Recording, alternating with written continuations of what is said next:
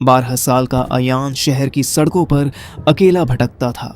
उसकी माँ बचपन में ही गुजर गई थी और पिता नशे में डूबा रहता था।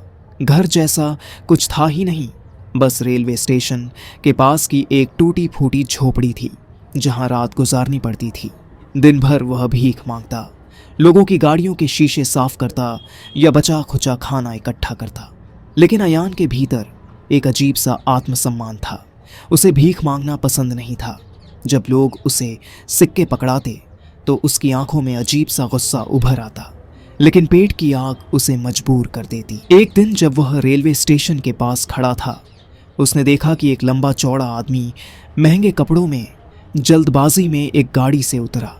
उसके हाथ में चमड़े का बटुआ था जिसे वह जेब में डालने की कोशिश कर रहा था।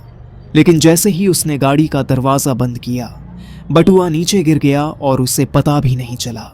अयान की नजर उस बटुए पर पड़ी। उसने इधर उधर देखा, फिर झुककर उसे उठाया। अंदर हजारों रुपये थे, कुछ क्रेडिट कार्ड और एक तस्वीर, एक छोटी बच्ची और वही आदमी जिसे उसने बटुआ गिराते देखा था।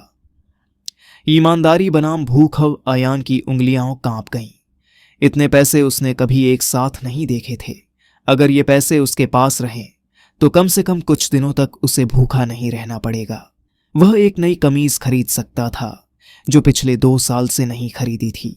वह अपने लिए कुछ अच्छे जूते ले सकता था क्योंकि नंगे पैर चलना अब असहनीय हो गया था। लेकिन फिर उसने तस्वीर को ध्यान से देखा। उस बच्ची की आंखों में वही सवाल था जो कभी उसकी अपनी आंखों में था, क्या मेरा पिता लौटेगा? अचानक अयान को अपनी माँ की याद आई। उसने सोचा, अगर मेरी माँ होती और उनका कुछ गिर जाता तो क्या मैं चाहता कि कोई इसे चुरा ले? वह तुरंत निर्णय नहीं ले पाया। उसने बटुआ कसकर पकड़ा और स्टेशन के उस कोने में चला गया जहां वह अक्सर सोता था। पूरी रात वह जागता रहा, कभी बटुए को देखता, कभी अपनी फटी हुई शर्ट और खाली जेबों को। अगले दिन अयान ने फैसला कर लिया। उसने आदमी को खोजने का निर्णय लिया क्योंकि अब वह इस बोझ को और नहीं उठा सकता था। वह उसी जगह गया जहां आदमी को देखा था। थोड़ी देर इंतजार करने के बाद उसने उसे आते देखा। इस बार उसकी चाल में जल्दबाजी नहीं थी, बल्कि चेहरे पर चिंता के भाव थे।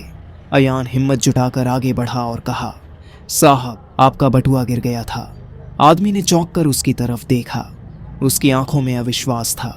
उसने झटपट बटुआ लिया, खोला और देखा कि सब कुछ जस का तस था। तुम इसे लेकर भाग सकते थे, तुमने ऐसा क्यों नहीं किया? आदमी ने पूछा।